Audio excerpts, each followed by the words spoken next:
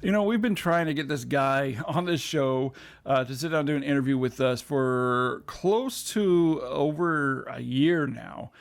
Between one thing and another, our schedules just haven't coordinated until now. We bonded over a shared experience we had. Unfortunately, his parents passed away in 2019 and 2020. And as many of you know, our father passed away in July of 2021. So we had that in common, and we became friends. Now, if you're not familiar with the name and the title, William Wisher, maybe you're familiar with these names: The Terminator, Terminator 2, Judge Dredd, Eraser, Die Hard 3, Die Hard 4, The 13th Warrior. He worked on many others. He has known James Cameron since he was 17 years old. He co-wrote Terminator with James Cameron, and he was actually very involved in developing Terminator 2 and co-writing it with Cameron. He has about 40 years experience in the business, and he has a wealth of knowledge. Tons of experiences that he shared with us, a lot of good experiences, and also some not so good experiences. One experience in particular that he shared with us of director Danny Cannon on Judge Dredd. Now, if you're interested in seeing any of the other filmmaker interviews we've done in the past, such as with Alex Proyas, cinematographer Dean Cundy, Kenneth Johnson, I'm going to leave the playlist down below in the description so you can check that all out later. And before we begin this interview, I just want to apologize really quick about the video quality on Simon's End, who conducts the interview. We had to use a webcam at the moment, so it didn't turn out so great. But without further ado, here is our conversation with William Wisher.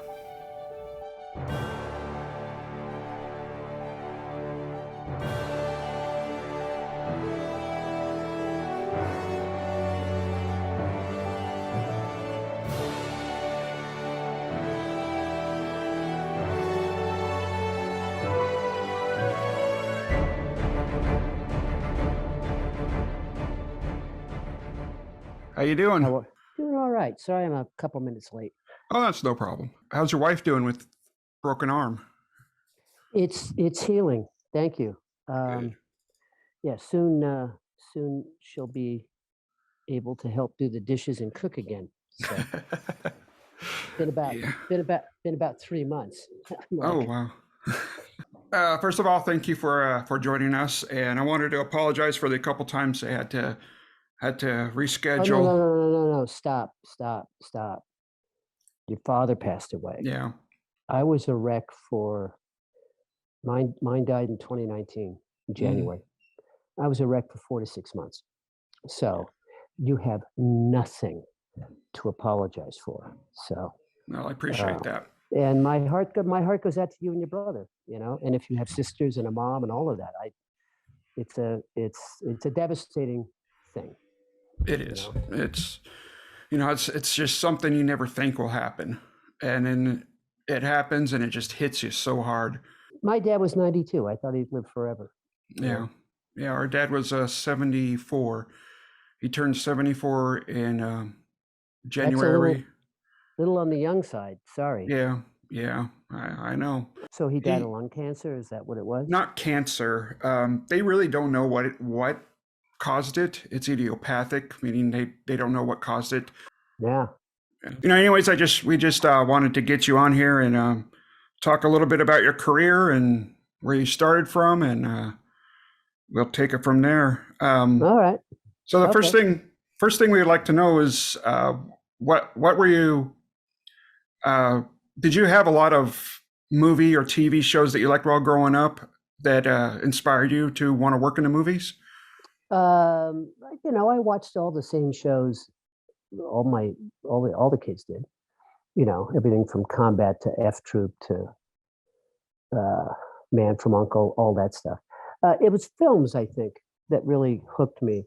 The one that hooked me, and as time goes by, it's not a great film, but Lord Jim with Peter O'Toole. Mm-hmm. And I remember walking into this, I was about 10. And I remember walking into the theater, and they used to have these things that were called standees. They were 7 feet tall, and like Yeah. the movie poster on it. And walking down this dark corridor toward the theater, and seeing that standee kind of with a spotlight on it, and it was just so exotic. And I mean, the film it took place in the Asia, I think, and um, it's a famous novel. And I was just transported, And at 10, I didn't. It was just an amazing film, When I Mhm. was 40 and I looked at it again, I'm like, it's not that great. Yeah. But it didn't matter, That got me. And then some years later, Butch Cassidy and the Sundance Kid, the weekend that it opened, what was that? About 14. Weekend that it opened, I saw it 7 times. Wow. you know. But the tickets were like, I don't know, 75 Yeah. cents or something. It's no Yeah. big deal. The time where you could see a movie 7 times. Yeah. Well, the first day I just didn't leave, you Mhm. know. It was only like 90 minutes, so I watched it 3 times. And the next day I bought another ticket and watched it 3 or 4 times, and that also, it's interesting because that led eventually into screenwriting. It was the first script that I'm aware of that was published in like a paperback book form. Mm. And I memorized the goddamn thing. And so when I started out right out of high school, in high school, and then after high school, I wanted to be an actor. And uh, you know, people said I was pretty good and all of that. But then when I got into the real world, and began auditioning and doing this and doing that, I still thought it was great to do, but the business end of it was so miserable, Yeah. just abusive and miserable. And I thought, oh, there's got to be something better than this. And I was always pretty good at writing, term papers and stuff. I'd get A's and all of that. But um, and Jim Cameron and I, the director, that Jim Mhm. Cameron, were friends from about the time I was 17, maybe. He's a few months older than me, just enough to tip the calendar, I think, and uh, meaning that he was born the year before, but in August, and I was born in May. So he had come down from Canada, and we were just friends. And he was starting to write a little bit then, and he'd get me over to his house. He goes, "Well, you're an actor. How would you say this line? How would this and that?" And we'd play around and kick around and do stuff. And then I got married when I was 25. I was married for a little over a year, and I'm still friends with her, by the way. She's a lovely lady. Just That's we were good. kids, didn't know what we were doing, and That's always the uh, case, isn't it? yeah, well, it was certainly the case with me, and we stayed friends forever. She married someone else and had a daughter, and unfortunately now she has early onset Alzheimer's. Oh, wow. So that's kind of tragic. But I visited her up until COVID hit, and then I was not allowed to. Mhm. So you know not for lack of wanting, but so I haven't seen her in a couple of years. But anyway, so we got divorced, and I thought, well, I got to get serious about my life. I was about 26 or 7, and didn't want to be an actor anymore. And I'll tell you a funny story. Uh, I thought I was good at writing, like I had, a penchant for it, but I didn't really understand the rules of dramatic writing. Um, and I thought I got to educate myself. And at that age, I didn't want to go back to college. So I thought, I know what I'll do. I'll go down. I was living in LA. I always live in LA.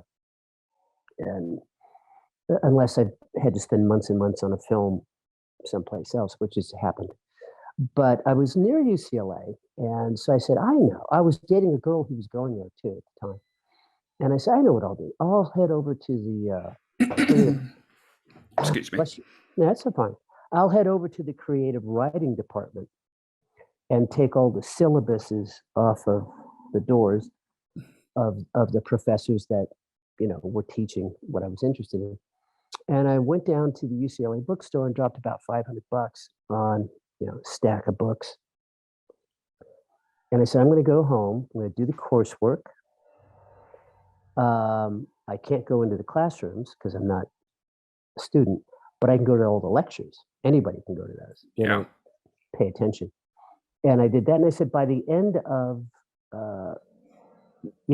2 semesters, I think it was 2, I'm going to have completed a screenplay. And I'm going to learn all the rules and do all this, and then I'm going to write. And I did that. And it was awful, but it had a beginning, middle, and an end. And I learned a lot. In retrospect, of course, you can't know it at the time. I would have thrown all the books away and kept one, which is called The Art of Dramatic Writing by Lajos Egri. Yeah, I know it. Written in the 30s, Yeah. It's not a light read. No. But if you get through it, everything that you need to know, about classic strict characters and all the classic stuff, you'll learn in that one book. All the other books are useless, in my opinion. Great for the authors; they get money because students buy them, but they don't teach you anything. Mm-hmm.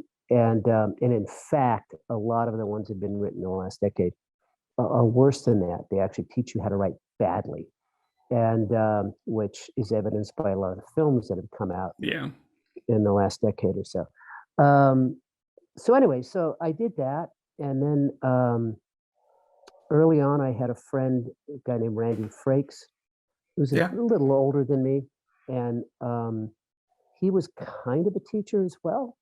And we wrote 1 or 2 things together. Didn't sell them, but then I went on to do other stuff. And Jim Cameron's been helpful to me twice, really. One is he invited me to write sections of Terminator 1 based on his treatment, and then everyone knows about this. And then he called me up to do Terminator 2. Now I'd done a couple of things in between, mm-hmm. but it was Terminator 2 really gave me a career. Okay. It probably cut a good 5 or 6 years off, and I just went from here to boom there, and then I just started doing all kinds of stuff, and I spent a lot of the 90s as a script doctor, rewriting movies, big movies, and 2 of the Die Hards and some other stuff. Yeah, for those of you watching that don't know what a script doctor is, can you briefly explain that? What that does? Yeah, a script doctor is someone that a studio never wants to hire because it means that they're going into production or they've begun production when a film isn't ready to be shot. And so then they have to hire a guy like me to come in and rewrite it, and often during production. So, and people ask me, hey, were you nervous? I'm like, no, I'm too stupid to be nervous. I parachuted in and, okay, so what's the situation? And then just start working on it and trying to stay ahead of first unit cameras. And I found that I was pretty good at it. And no, I never got nervous about it. Never. I don't know why, but I didn't. And I think the notion of 200 people standing around on the set waiting for you to deliver pages kind of gets rid of your nervousness. You're sure. like, well, I better give them something. Yeah. And but it's interesting. It's like you just jump in, parachute in, and just start, hit the ground running and just start working on it.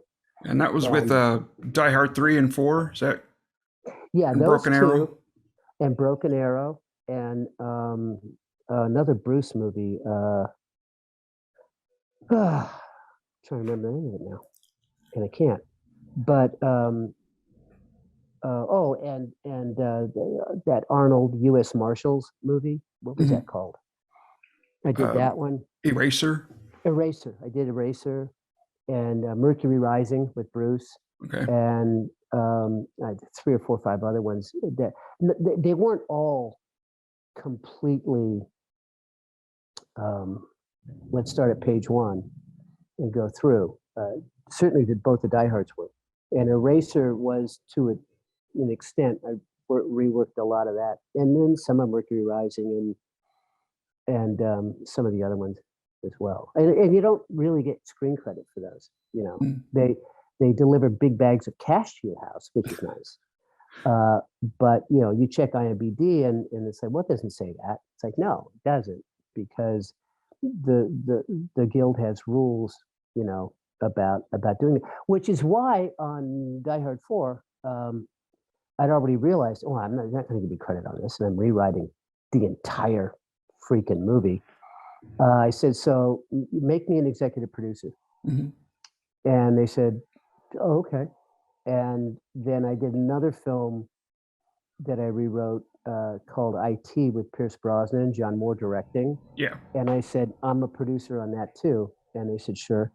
And then I've got some projects in the pipeline right now, and I'm a producer on both of those. So yeah, one thing people just don't fully understand is how important a film credit is. I mean, if you don't get that film credit, nobody knows who you are. You don't have proof that you've actually done something. They can't look and say, oh, okay, oh, he did this, and then hire you from previous work. Well, people in the industry tend to know, but the public doesn't. Okay, because there's IMDb Pro, I think it's called. Yeah. And your non-credited work, if it's vetted by the Writers Guild, in other words, oh yeah, you got checks cut for this movie in that period of time, it'll appear on IMDb Pro, but not on the regular public IMDb. And then people talk, Sure. Yeah. So they go, oh, he did that. Oh, great. That kind of thing. Yeah. So yeah, I kind of wanted to go back with Terminator, the first Terminator film. Coca-Cola, in case you're wondering, Coca-Cola, the finest drink in the world. There you go. You sure it's just cola? I promise you. Well, what were your initial thoughts when James Cameron first approached you about Terminator? Oh, the first one? Yeah, the first. When he told you the idea that he had. Well, it's interesting because time passed between when I first heard about it, and then when he asked me to work on it. And the thing of it is, he had done Piranha 2. Yeah. And they were editing it in Rome, and he kind of got kicked off that picture, and they were recutting his cut. He'd sneak back in at night, so he told me, break in and recut their recut. And anyway, he got the idea for it while he was in Rome, and he said he had a nightmare about a Terminator walking out of the fire, kind of the ectoskeleton. And so anyway, he sat down and he you have to understand everything was very casual in those days. And he sat down and he wrote out a treatment, I don't know, 45 pages or something like that. And so we would just run stuff past each other. I was working on other stuff, trying to get it done, spec scripts. And he was working on that. And so I gave him my input for whatever it was worth. So I was very much aware of it. And anyway, so he sold the project on the treatment. And then he came to me and he said, I don't have enough time to write this all by myself because we have to go into production very quickly. And it was only like a $6.5 million movie. Yeah. Which is more money then than it is today, but it was still, it was pretty low budget. And so he said, would you take these sections and based on the treatment and flesh them out? And I said, sure. So I probably, I don't know, maybe 20% of it. But I mean, I consider that to be Jim Cameron's movie, not really mine. I'm sure. And yeah. I just kind of helped him out and wrote parts of it. But when it came to Terminator 2, that was like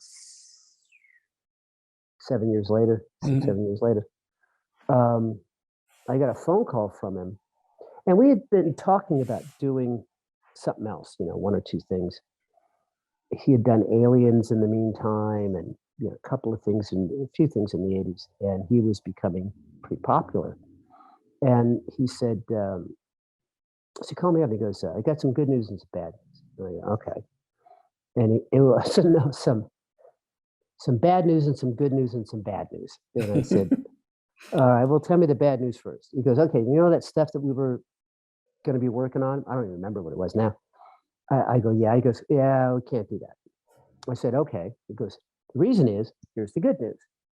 Andy Vanya and Mario Casar gathered all the rights together from Terminator, and they want to make T2. And I want you to write it with me. And I said, okay, well, that's cool. He goes, now there's some more bad news. I go, what's that? He goes, we're already behind schedule. Oh, no. So sorry. Was there originally a thought of a sequel to Terminator before then, or? Not really. We used to go running and play racquetball and do stuff like that. And over the years, every now and then we'd come up on a what if. But you have to understand, we didn't really think there'd ever be a sequel.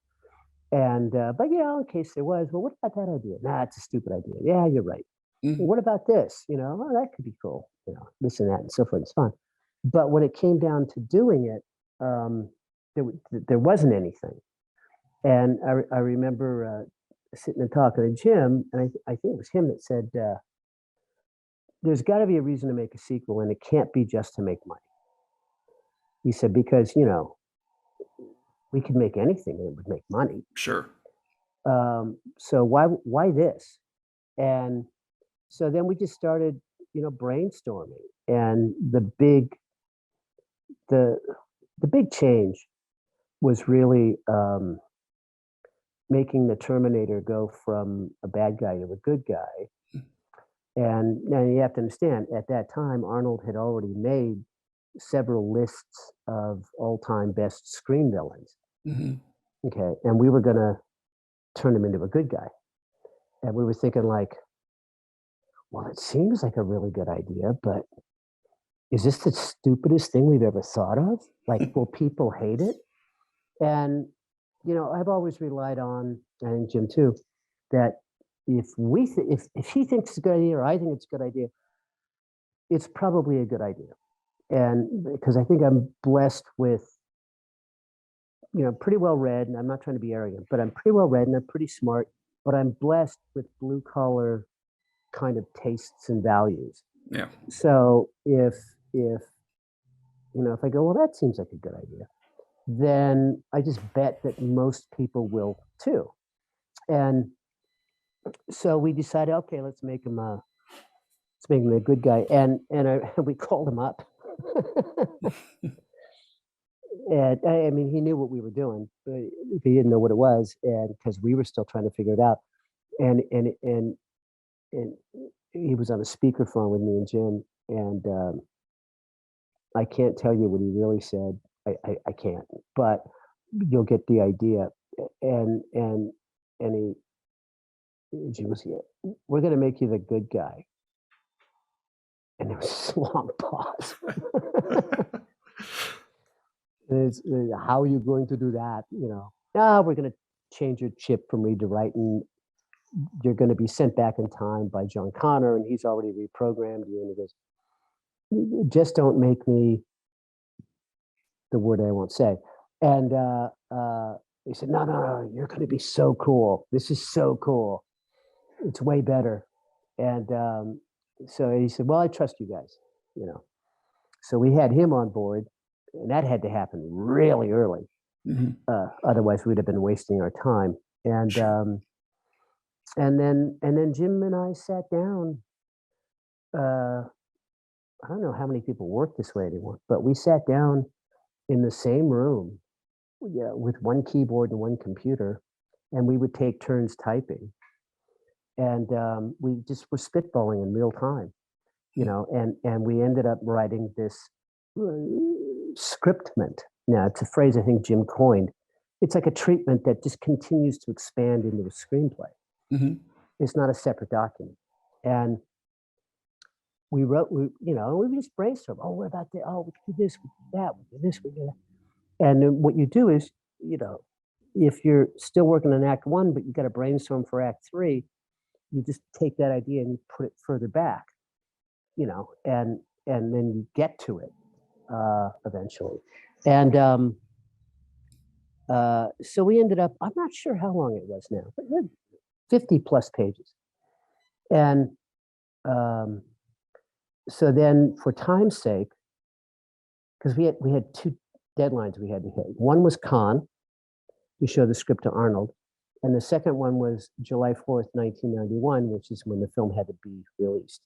Mhm. So we're talking about probably the spring of 1990 when we started. And so then we cut the scriptment in half, and he took one half and I took the other. And we you know, built it out into two halves of a screenplay, glued it back together, and then went over it together. And then printed it out. And he said, okay, you know, my car's arriving to take me to Cannes in about an hour. You know, so we printed the whole thing out after having gone over it. He stepped in the briefcase and he said, see you in a few days. And he gave it to Arnold, and Arnold read it and loved it. And then we sent it to Mario Casar and Vanya, and they loved it. And then we made it. And So the entire, oh, go ahead. just by the way, the entire writing process from day one to getting on a plane to Cannes was 6.5 weeks. Oh, wow. It was really fast, but it had to be. How long was principal photography on T2? Oh God, I'm not entirely certain. I'm guessing it was 6 months, 6 months. something like that. Okay. Yeah. Yeah, and of course, you know, you had a much bigger budget. You had the effects that Cameron was working on from The Abyss and stuff. You could pretty much free do whatever you wanted. But with the first Terminator, I'm sure you guys were restricted because it was a relatively low budget film. Did you have that low budget in your mind already as you guys were writing it, or did you just forego that and just do whatever you wanted to do and then condense it? The thing is that Terminator 1 had a budget of $6 to $6.5 million.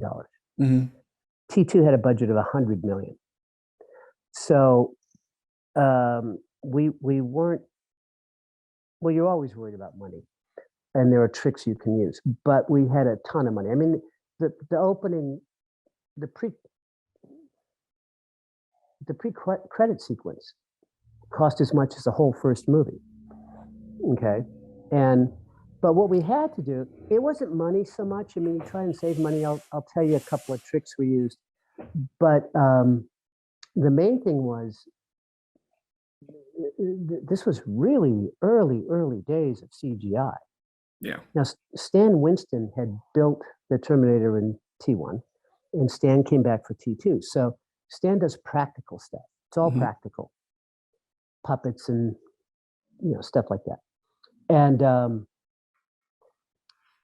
but there were things we wanted to do that I don't know if we can do now. ILM did the lion's share of all the effects in that film. So as Jim and I are writing this scriptment thing out,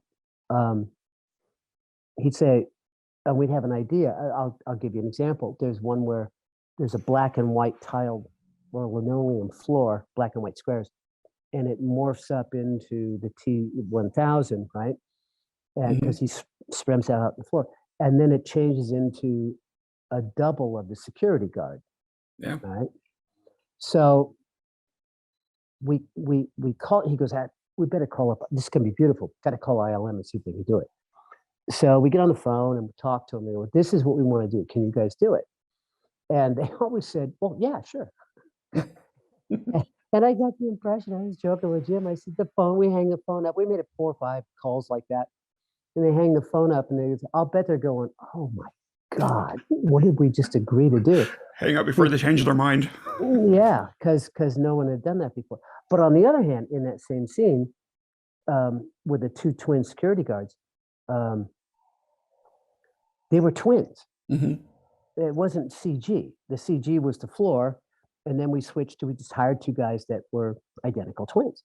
And you save money doing that. Also, Linda Hamilton has an identical twin sister. And we used her in the film in a couple of shots where they both have to appear in the same frame. And so, where we could, we would do it practically.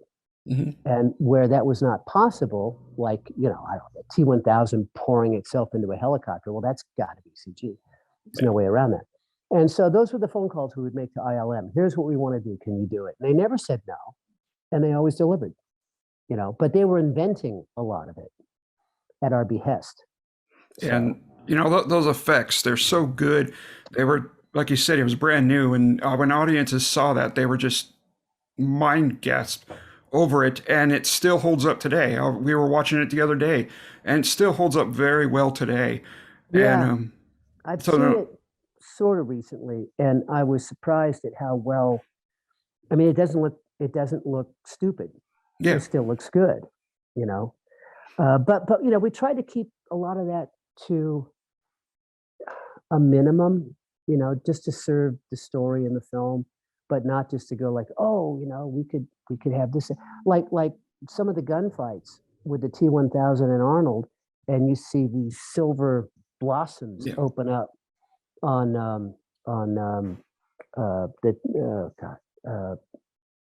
who's the T-1000? He's from Robert Patrick. Robert. Okay, those were done by Stan. Yeah, they were like little poof, blowy up things. So that wasn't CG,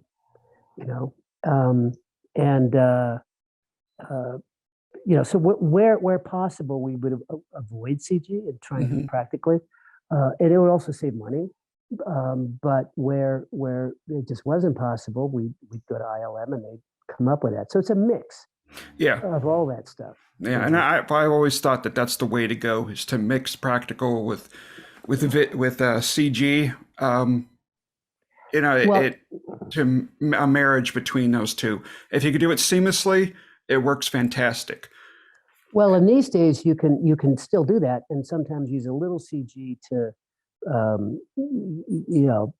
soften the wrinkles, so to speak, when you're going back and forth. But a very close friend of mine, who I have 1 to 2 projects with, the second one we're trying to get landed, but he's won an Academy Award.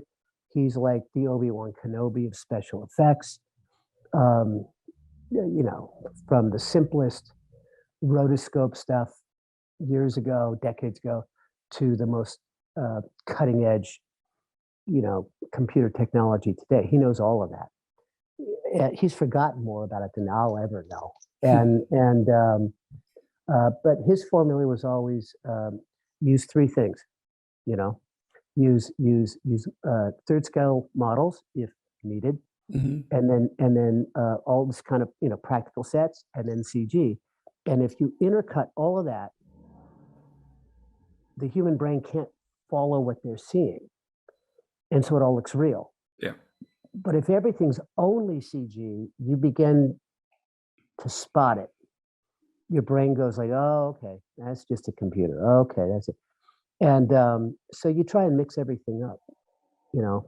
As you were saying, that's the way you do it properly. Yeah, and if you have a great story like T2, fantastic writing, good story, you cut, and the special effects aren't that great, you forgive those special effects because the story is so good. You're enthralled with the story.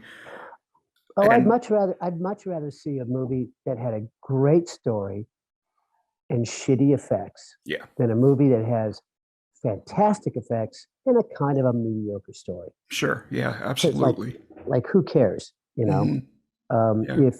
if you're not, if you're, you know, it's interesting because I've never thought of myself. I don't think I've ever written an action film. Mm. Although my reputation is, oh, he does a lot of this action stuff.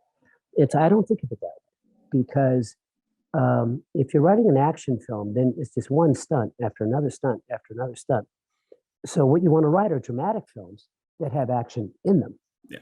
And I'm really good at coming up with that stuff, the actiony stuff. It's like falling off a log. It's, oh, this would be cool. That would be cool. But if it's not supported by characters that you sweat blood for and that you're really invested in, it's just a demo reel of the, you know, explosions and cool stuff. It doesn't mean anything. Yeah. So, yeah, all those categories, action, science fiction, I'm not a huge fan of science fiction particularly, unless it is the only way to tell a story about something that's human that you want to get to. You know, Yeah, like the Avatar. You know, I can't see that any other way than a sci-fi movie, but it's a very human and relatable story. it's a hero's journey. Yeah, it's a classic story that's been told dozens, thousands of times. Yeah. And so you relate to it and you know it, and it feels comfortable to you. Yeah. And yeah. Well, and you know, and you care about these people. And, exactly. And, you know, if again, I mean, I don't want to repeat myself. If you don't care about the characters, then you're done. You're screwed. Yeah. You know, you should have stayed up later and had more coffee. You know, and you know, so that's always that. I mean, anyway, that's how I've always looked at it. Yeah. That And know, that the other stuff is icing on the cake. Sure. But the story and the characters are the meat on the bone. One thing I wanted to mention to you with the Terminator 2 and the sequels that have come out, no reason for them whatsoever. You ended the story in Terminator 2 by destroying the chips. Yeah. So one thing that I've noticed why they're so bad is because they were just looking at it for money, to make money off of that franchise. Our intention was to finish the series out, you know, and make it like really, really difficult for anyone to try and go, well, actually, they overlooked this little thing and we can build a whole thing on it. But, you know, also knowing at the same time, oh, if there's enough money on the table, they'll come up with another sequel. Of course. But we never really wanted to do it. And you know, and some of them, like the last one that Tim Miller directed, well, he's a friend of mine. And I was, you know, wishing him all the best. And I went out and looked at it from time to time, and because he invited me to, and you know, gave him some thoughts and this and that. And it didn't quite work. Like the last Die Hard.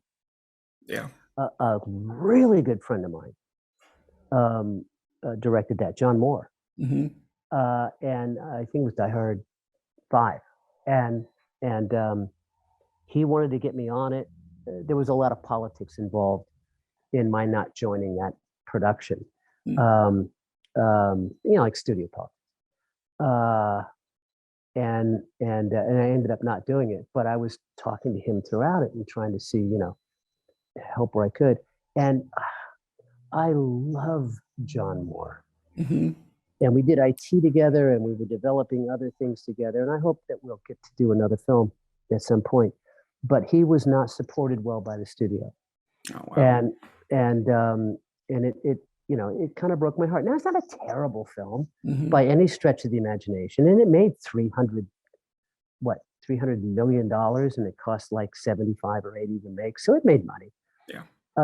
But it's not looked at that way. It's looked at, I think, as a disappointment. And that really makes me feel bad, because John's a really good director. Yeah. Yeah, he is. I really enjoyed his remake of The Omen. Fantastic. Yeah, no, that was good. That was good. And one of his first films with Owen Wilson, the down pilot thing. Geez, what the hell was that called? Took place in skies over Bosnia. Oh, Um, I know what you're talking about, but I can't remember yeah, the name either. yeah. But that was a while ago. But I mean, even that he's good. And IT was good. Yeah, I enjoyed And it. Yeah. we had everything in the world working against us. Had to fight with the producers every day. And we still ended up making a pretty good movie. Mhm. So Was that always supposed to go? Did it have a theatrical run, or was that just to Netflix? no, IT. oh wait. Maybe it was just Netflix. It was supposed to have a theatrical run. But the producers were just awful people. And frankly, karma got to them real quick. Then they all sued each other right after the movie was done. Oh, And the brother. company collapsed. And, and here we were out there trying to, make a good film. And they were just trying to take everything away from us. They were pirates. Sure. And I ended up personally, out of my own pocket, paying for craft services for about half the production. Oh, brother. They wanted to take Crafty away. They took Crafty away. And I'm like, oh, no. And we were over in the suburbs of Dublin, and there was this other woman who had come on. She'd put some money in the film, so she was a producer as well. But so I said, come on, let's, and then we just did that every day for the rest of the shoot because they took that money away from us too. And it's Wow. like, you know what it's like to not have to remove craft services. Oh yeah, it's a nightmare. It's one of the most it's essential parts. It's one of the biggest fuck yous you can say to a crew ever. Exactly. And so so I took care of that, and some other things. So it's just you have to be careful who you work for, but you can't always tell at the very beginning. But you find out. Judge Dredd. I'm very sure that your version of Judge Dredd isn't what the version that we got. How much different was a draft for Judge Dredd? Well, I did a couple of drafts on that, and it was darker, less goofy, and more serious, and it was really a redemption story. Now I did that for Andy Vanya, and after Terminator, and he said, you want to work on this thing, and I'm like, oh, I don't know. So he said, come on down to Carol Co., the company he had at the time, and I miss him. He's gone. God bless him. He was a very good friend of mine, and so is Mario. Mario's still with us. So anyway, Andy says, come on down to Carol Co. and let's talk. So he sort of, I go, I don't know what the hell Judge Dredd is. I've never heard of it. And, oh, it's a very famous comic. It's English. Okay. And so I go, I guess I should read some. He goes, come with me.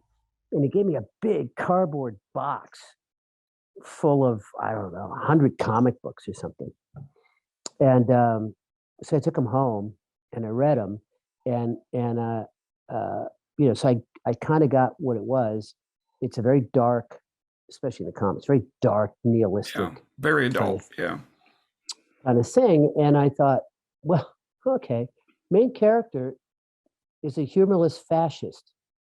Jesus, what the hell am I going to do with that? and at the time, Stallone, not Stallone. At the time, Arnold was attached to do it. Mm-hmm. And then over time, Arnold fell away, other obligations, whatever, and Stallone came on. So in my head, I was thinking, okay, it's another Arnold movie. And so I wanted it to be, what can you do with a fascist? What can you do? You got to redeem them. Mm-hmm. In other words, so I came up with this story. Now, the film is roughly the story that I came up with, roughly, in that, he's this real hard-nosed, famous, dangerous cop in the future, and then because of events, he ends up being accused of being a criminal, and now the shoe's on the other foot. And so I thought, okay, well, if he experiences what it's like to be one of the criminals he was chasing, then he'll kind of go, maybe what I was doing and the way I was doing it wasn't so good. And there was an academy, I think they dropped this part of it, um, um, an academy of young students who are going to become these policemen. And they all looked up to him. And as you know, all the actual kind of heroic figures in the city are eliminated, and the bad guys take over. He goes back to the academy, and after he's learned his lesson, so to speak, like this system is not good. I know I was a big part of it. It's not good, and says, okay, we have to take the city back and deliver power back to the people. And that's kind of what it was. And so these young kids, they follow him, and then they get in a big battle and so forth and so on. Now, Danny Cannon came aboard, and he he did something that upset me, which was he had some notes. And I said, okay, great, fine, you know. And so I did another draft, and he said, oh, do me a favor. Since I'm directing it, can you send it to me before you give it to the studio? And I went, yeah, okay, that's fine. And so, like, if you have any thoughts, you can get back to me before, you know, all the adults have to read it. And hang on. Oh, it's just a package. Don't worry about it. I'll get it later. I'm sitting in my living room. So he got one or two of his English buddies, and they took it and they rewrote the whole thing. Oh, wow. Without telling me, and then turned it into Andy Vanya as though it were my work. Huh. I get a call from Andy a day or two later, and he goes, have you read the new draft? I said, well, yeah, I wrote it. He goes, no. This doesn't read like you. And I said, well, oh, all right, send it to me. Let me read it. And I read it, and what Danny had done was he had made it much more comic booky and made it much less dark and serious. So I call Andy up and I go, I don't know what the hell this is, but this is not the draft I was sending to you. And then anyway, I don't want to get into all. There was a big kerfuffle, and I was really pissed off at Danny. And well, Danny wants to meet with you, and I said, well, he better bring a fucking bodyguard. And I was just angry. I wasn't going to hurt them. Oh, yeah. And so then I get back saying, well, he wants to meet you in a public place. Oh, man. I'm like, really? So we went to some restaurant in Beverly Hills. Oh, who was the other producer on that? Trying to think of his name. But anyway, I knew him really well. And he was like brokering the meeting. And I said, you know, Danny, you don't do that. He goes, oh, it happens in England all the time. I go, well, this is in England. You know, and frankly, I didn't really believe him anyway. But I was done because I talked to Andy. I go, well, you're not going to fire Danny. He goes, no, I can't really. I said, well, then you got to fire me. No. Because we can't really collaborate on this. Sure. That would have been chaos on set. Oh yeah, no, it wouldn't. It's like, well, one of us has to go, and you're getting financing, and he's the director of record, and so that's fine. And then they went off to make it. So after that, I didn't really have a lot to do with it. I wasn't around, but about a week later, Andy gave me a call and he said, I'm really sorry about how all that fell apart. Shouldn't have happened that way. You know, and I'd worked with him on Terminator and, you know, this stuff. And so he said, well, to make it up to you, there's a favor you can do for me. And I go, what's that? He goes, I'm doing a little picture called Die Hard 3 out in New York. And the script needs a little bit of, 2 weeks work, something like that. And would you mind doing it? And I said, well, he says, I'll send you the script and an airplane ticket, read it on the way to New York, and you leave tomorrow. And I'm like, all right, I can make some money here for a couple of weeks. That's not a bad deal. And I just got married, and honey, I'm going to go pay for the wedding. And so I went out there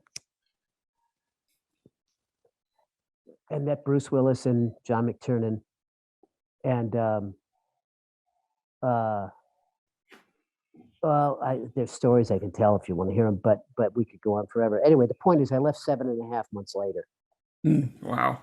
And they were paying me a weekly every month or every week. And I think it's funny. McTiernan, we started out rocky, me and Bruce and McTiernan, because I wasn't anybody's guy. I was Andy's guy, if anything. And they didn't know me. I mean, they'd heard what I'd done, but they didn't ask for me. I was kind of thrust at them.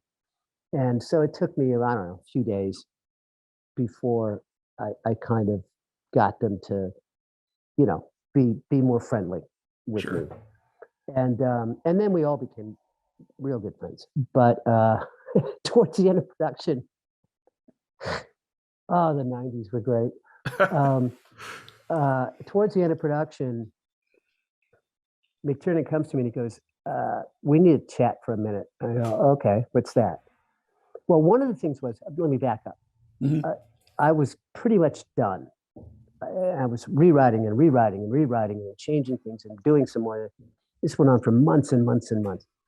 And then the script finally got to a solid place, And so I go, John, and my wife came out to visit, I think once, twice. And I got to go home, man. There's nothing else for me to do.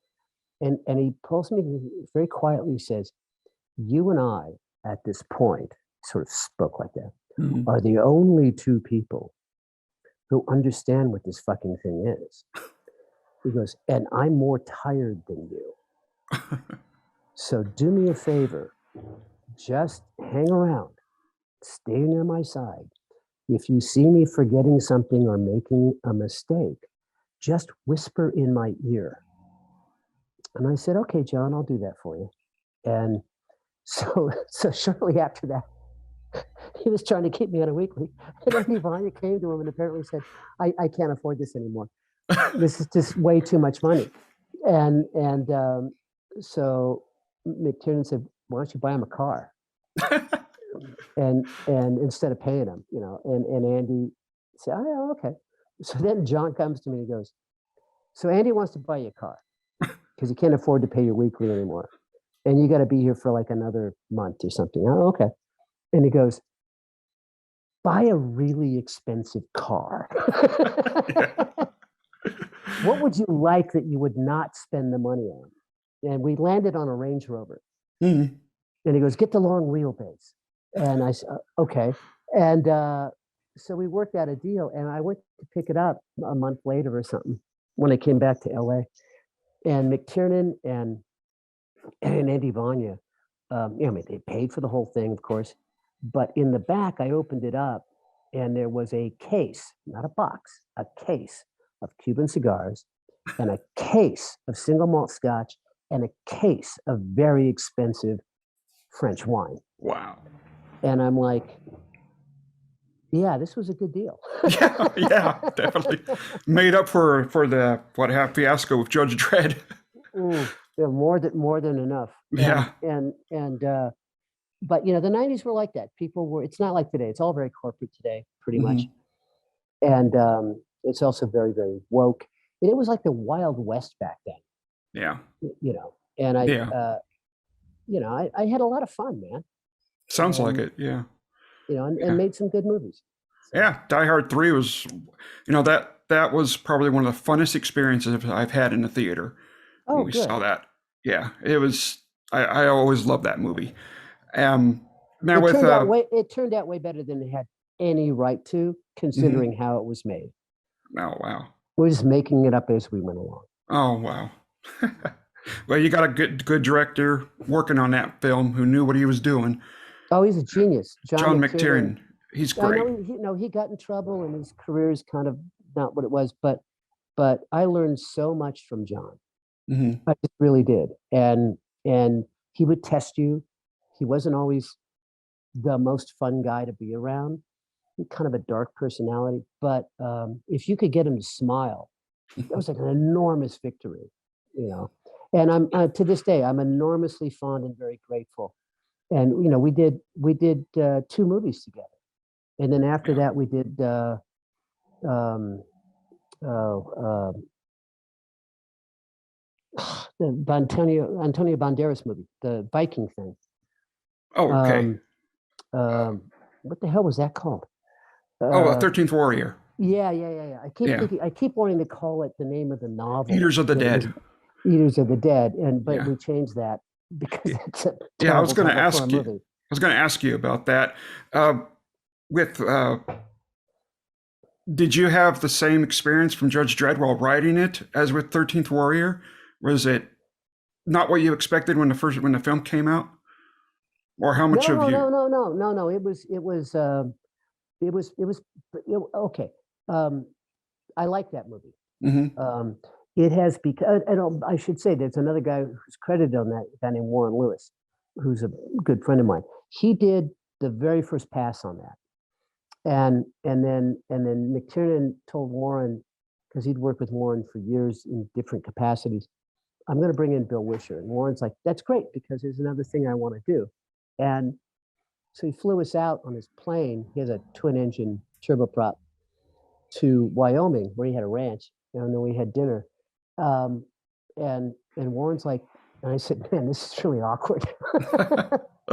And Warren's like, no, I'm happy. It's good, you know.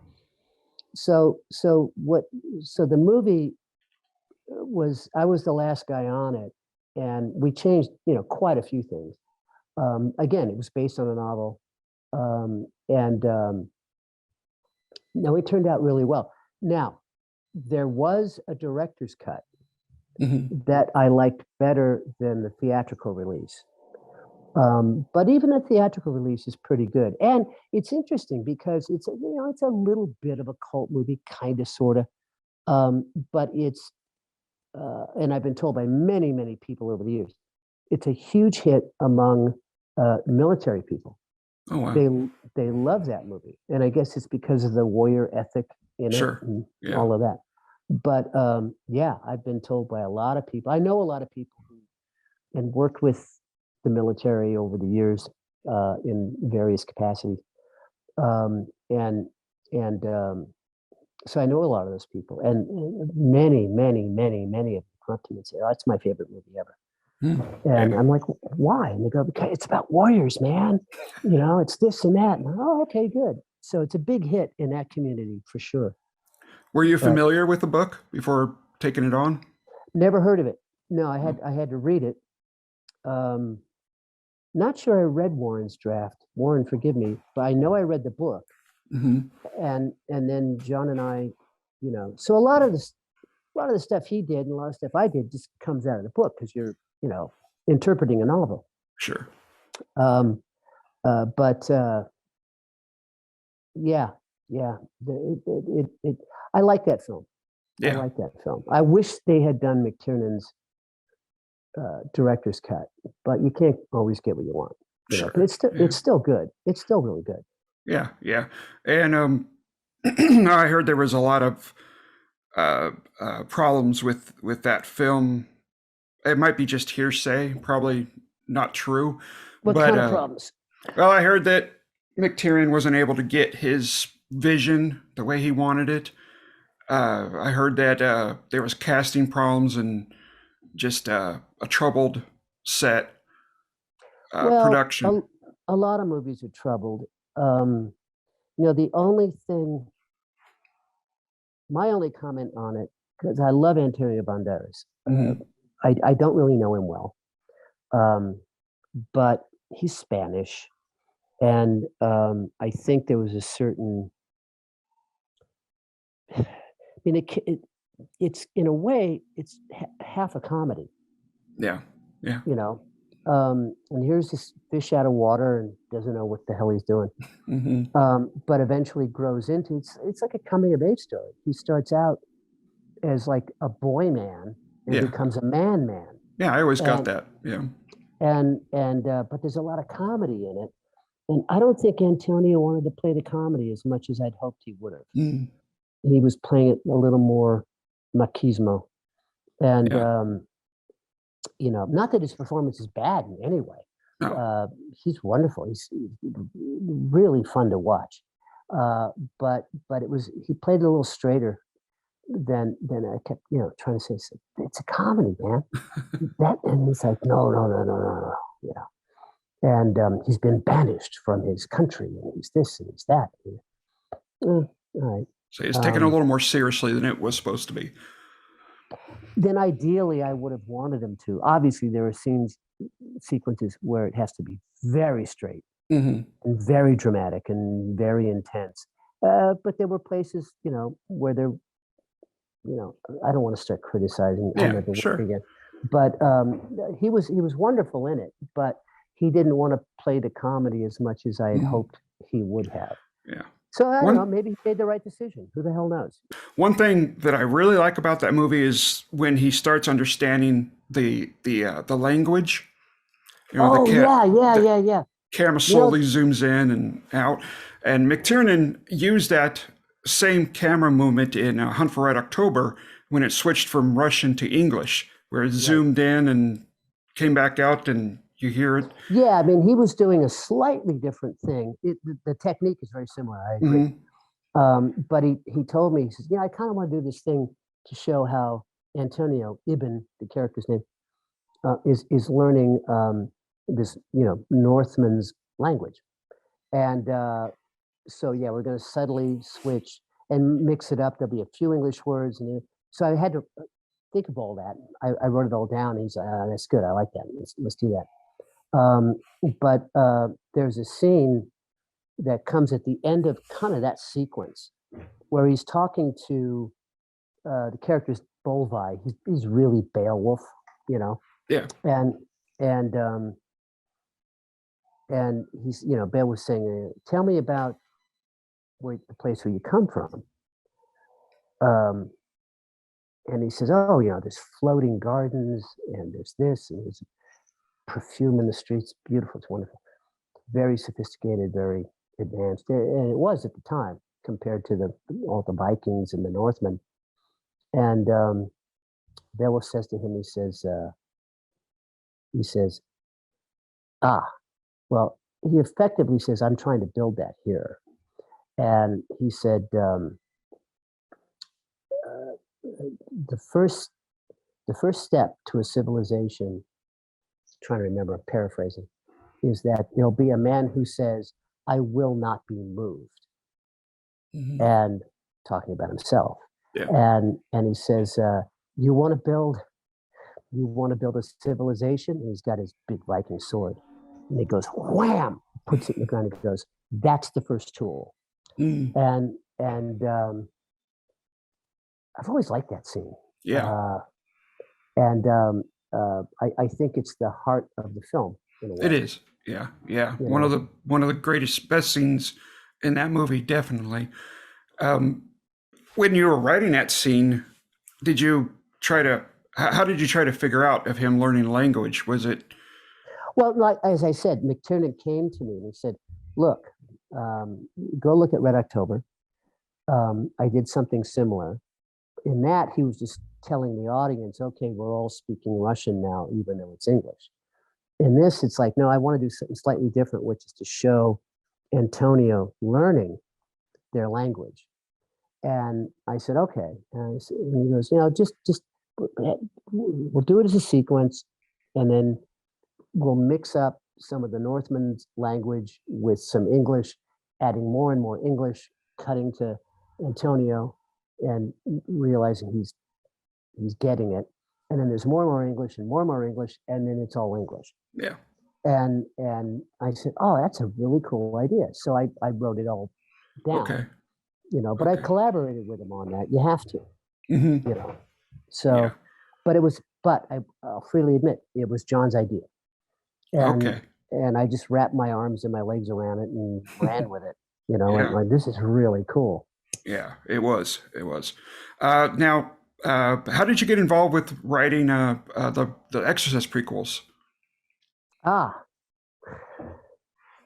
Well, there was a guy named Bill Todman who I knew, um, and he was film producer. Now this was over at Morgan Creek, and he called me up. We'd get together every now and then, just to have lunch or what have you.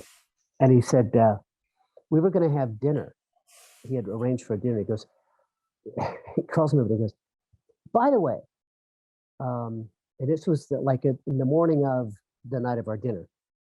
And he said, we just got the rights to Exorcist. Would you be interested in writing one of those? And it just flew out of my mouth. I said, Bill, not only do I not want to write one of those, I wish nobody would write one of those. It's been played to death. Yeah. There were, I don't know how many, 3, 4 sequels or something Yeah. like that. And he said, okay, fine, fair enough, because let's still have dinner. And I said, okay. So I remember a couple hours passed, and I went to get cleaned up, and I was standing in the shower, and I thought, boy, I just dodged a bullet there. And then I thought, well, since you don't have to write an Exorcist movie, what would be a good one? And all the pressure was kind of off my head. And then I went, oh, son of a bitch, there is one story left. And it's the prequel. Yeah. How did Father Damien, no, is it Damien? How did the Max von Sydow character become him? And in the original, in the novel and in the film, they mentioned that they went and got him. Oh God, which one is he? Now, Damien's the younger one. Mm-hmm. Who's the older priest? The Max von Sydow guy. Anyway, doesn't matter. No, that is Father Damien. Father Karras was the younger one. Okay. That's right. Yeah. So how does Father Damien become Father Damien? And it said, oh, we performed an exorcism in Africa right after the Second World War. That's all that's mentioned. Mm-hmm.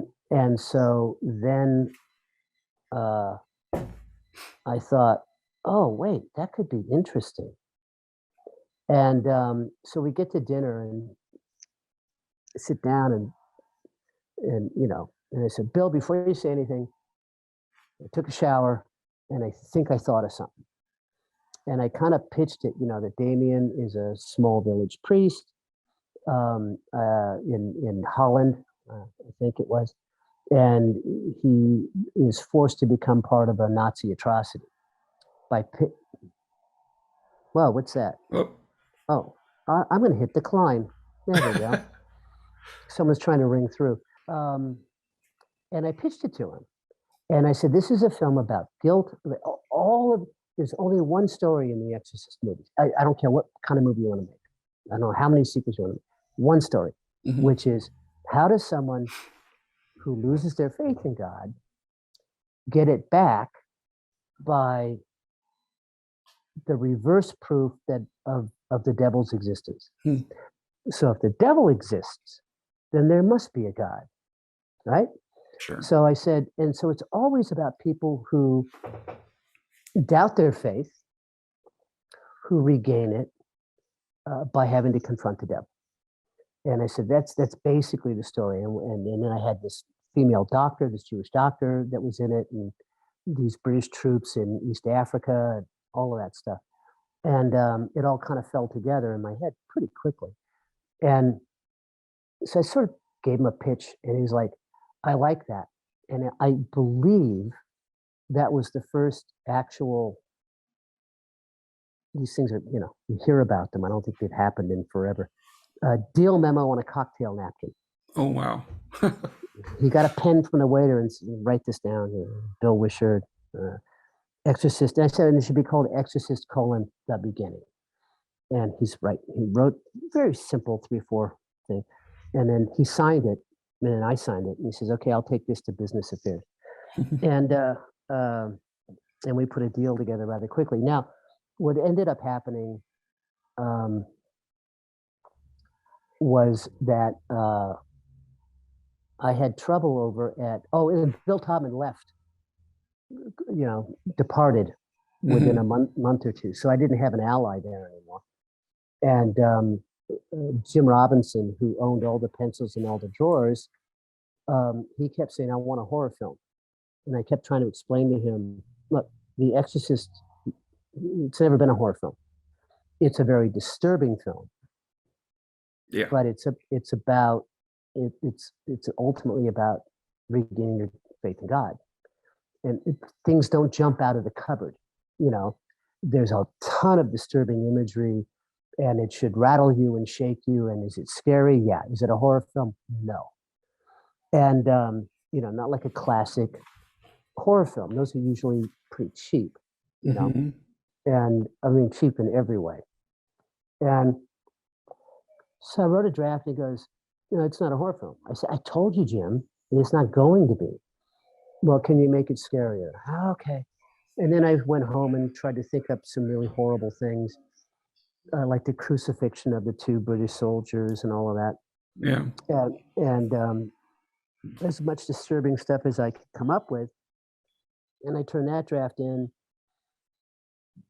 liked it better, polished it a little bit, and then ultimately, so they wanted to shoot it. And they shot it, and it got delivered, and then Robinson shelved it. He said, I want to make it, I'm going to do it all over again. So they took my script, and they hired 2 other guys, and they hired Rennie Harlan to make a more horror version of it. And I thought it was pretty atrocious. Yeah. And that was called Exorcist Beginning. So in the meantime, the director on my script, oh God, he's really famous. Paul Schrader? Paul Schrader was really upset that they shelved this movie. So I get a call about 6 months or a year later from Paul. Now, I had never met Paul Schrader. And he said, well, since we made a movie together, I thought I should pick up the phone and call you. Okay. And I said, oh, okay.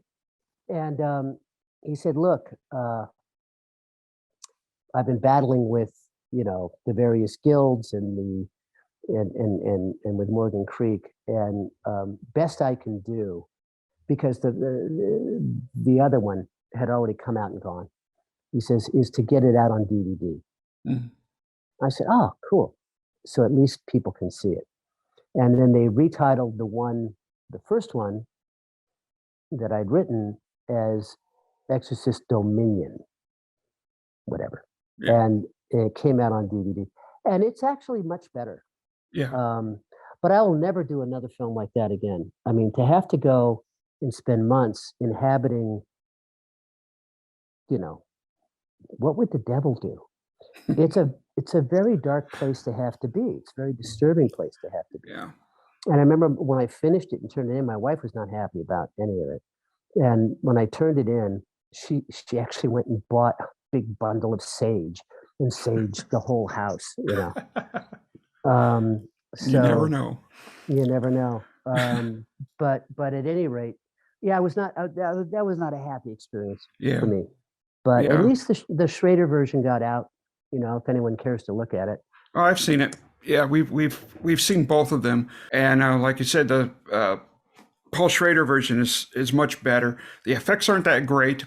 I know why the effects aren't that great, because they were never completed the way that Paul wanted them to. We actually talked about that, but he got Morgan Creek to throw some money at trying to complete the effects. So they're not that great, but again, they serve the story, and it's a much darker, more psychological, serious film.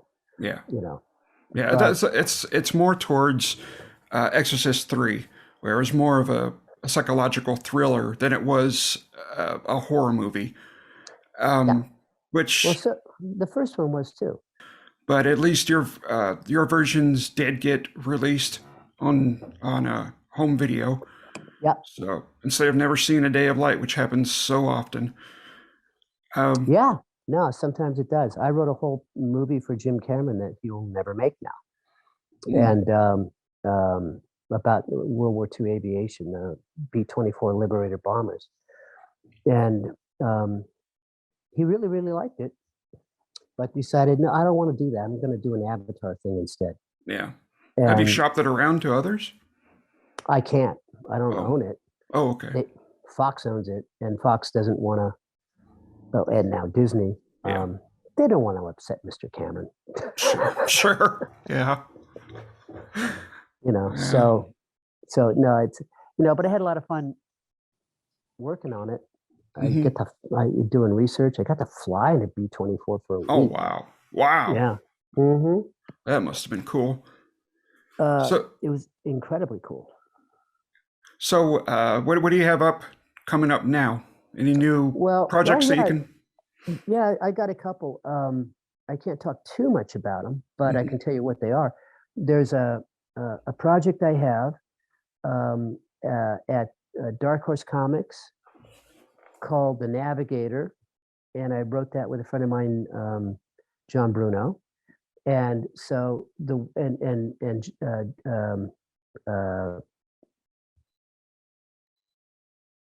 as you may have guessed, I'm bad with names. It'll come to me in a second. But the guy who owns Dark Horse is he has a formula. So he'll take a script, and then he'll turn it into, in this case, it'll be 4 graphic novels, comic books, graphic novels, same thing. And then he has a put deal at Netflix. So we finished book 1, and so now we're going to walk that over to Netflix. And Mike Richardson is the guy who owns Dark Horse. So then we go over there with Mike, and we show him the comic, and Mike says, all you need is one, the first one. And I said, okay. And then we pitch the whole thing and give the screenplay to Netflix. And Mike's, I've done this 3-4 times, or more. I think he said 10 times. So that's project number 1. That's in the loop and moving forward. And I wrote a TV pilot called Pitfall, which is a kind of an Intel world movie, spy movie kind of thing, or television series, with a female lead. And that's with a fellow named Greg Berlanti, who's a big television producer. And he wants to get it made through Warner Brothers. And then God knows where the hell it will eventually play, Sure. Probably one of the streaming services, I don't know. Haven't gotten that far yet. But so those 2 are in the pipeline. And they're done. And they're just making their way through the slowy COVID Hollywood paradigm. Sure. So but those 2 things are going to get done, and then I'm working on a spec thing about the helicopter evacuation from the U.S. Embassy in Saigon in 1975. Yeah. And I don't think we can make that for a year, because I need. Well, there were a few thousand refugees outside the walls, and so I need at least 250 to make it look like a few thousand by moving them around.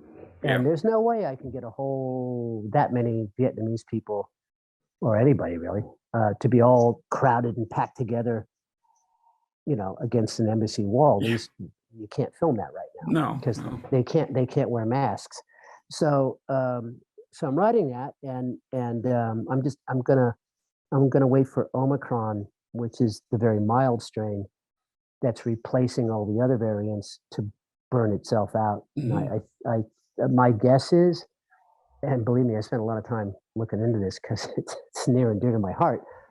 My guess is by the summer, all the COVID madness and all of that stuff will reside. Yeah. And we can probably shoot it in a year. Are you going to be directing any of those projects? Have you thought about directing? No, well, I certainly don't want to direct television. Oh God.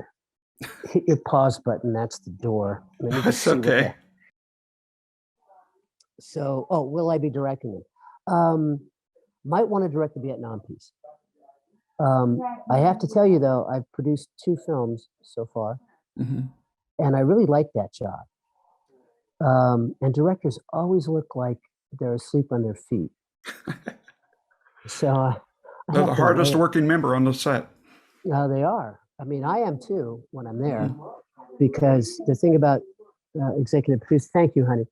No, the thing about producing is that you're problem solving on set every day, Yeah. and what you're trying to do is basically be the bulletproof vest that keeps the first unit in a nice, happy bubble. And when the executives or the producers, other producers, start, you know, sending incoming downrange, you want to deflect all that Hmm. and solve everybody's issues and problems and keep them from disrupting, the first unit. And I found over time I'm quite good at doing that. And so I like that job. But I might want to direct the Vietnam piece Yeah. because I know exactly. I see it. I know exactly what it should be. Well, it And sounds like a great project. I would love to see that. it's a heartbreaker. Mm-hmm. Actually, it's a war movie that doesn't really have any war in it. You Hmm. know, and I've made friends with, and I did well over a year's worth of research on it. And then I met up with this group of uh, veterans who were part of the Marine security guard detail.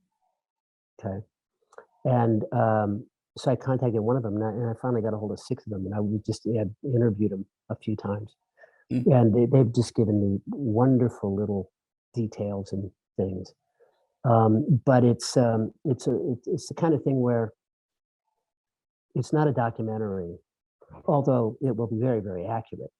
But in order to, um, it's one of those things where the main character is somewhat fictional, Mm-hmm. because I want it to be kind of single character focused and see through his eyes. But there was no one person that was everywhere that I want him to be. Yeah. So, but everything this guy encounters is real, and then all the other characters are real people. Mm. So they've done a few films like that. I mean, Zero Dark 30 was done that Yeah. way, Yeah. where she was a kind of an amalgamation of about 3 or 4 different people, and that's kind of what I'm doing here. And yeah, I love this project. I really Yes. do. But when I'm gets made, we'll talk about Yeah. Yeah. that. Definitely. I wanted to ask you one uh, couple final questions. One is, how do you find a difference between writing TV, movies, or the comic, or is it Well, pretty much the same? no. Well, we didn't write a comic. Okay. Um, um, we wrote a screenplay, Oh, okay. and then we gave it to Mike, and Mike said, "Oh, let's turn this into a series of graphic novels," Mm. and it's all based on our script. Now, the thing about television is, I had to go through a pretty steep learning curve to write the pilot, and I showed it to a couple of friends of mine, like one of the first drafts, and who work in television, my friends. And I said, "Tell me what you think." They go, "This is the first half of a movie. Mm. This is not a TV pilot." And I'm well, tell me why, And we sat down and talked about how, so well, you killed off these 3 people in like scene 4. You're going to need them later. Don't do that, and this and that. It's all about characters. It's all about characters. It's all about characters. And I mean, features are too, but not in the same way. And you have to kind of build these the the the term they like to use are character pots. Um, okay, but it's like you set up conflicts that can get played out over 2, 3, 4 seasons, Hmm. and that kind of thing. And so you don't really think of features that way. You're going to close it out at the end of 2 hours, right? In a television series, you have to kind of keep all the plates spinning the whole time. And but it also has to be good. It has to be exciting. The characters have to be real, and it's all of that.